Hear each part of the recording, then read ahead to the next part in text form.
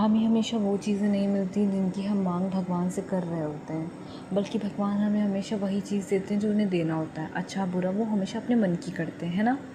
पर ऐसा नहीं होता है, भगवान हमें हमेशा बेहतरीन चीज़ें देते हैं जिनकी हमने उम्मीद तक नहीं की होती है। इससे रिलेटेड एक स्टोरी सुनते हैं हम लोग फटाफट से।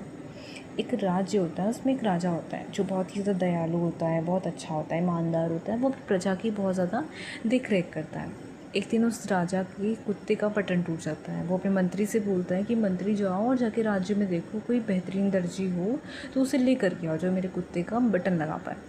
तो मंत्री जाता है, राज्य में ढूंढता है भाई कौन है। तो फिर उसको एक दर्जी मिल जाता है।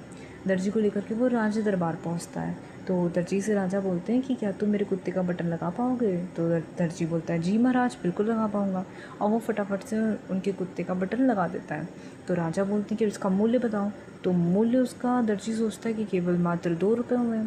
पर अगर मैंने राजा से बोला तो राजा कहेंगे कि क्या मांग रहा है मुझसे, केवल 2 रुपये मांग रहा है।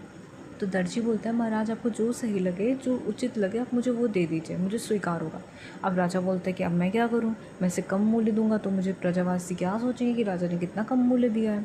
तो राजा बोलता है इसे 2 गांव दे दिया जाए। अब दर्जी अचंभे में हो जाता है, वो सोचता है कि कहाँ मैं 2 रुपये की आस कर रहा था राजा से और कहाँ मुझे 2 गाँव मिल गए। तो जो होता है वो अच्छे के लिए होता है। अगर दर्जी ने मूल्य मांग लिया हो तो 2 रुपये, तो उसे 2 रुपये मिल जाते हैं। तो आप अभी अपनी लाइफ में यही करिए, भगवान पे हर चीज़ छोड़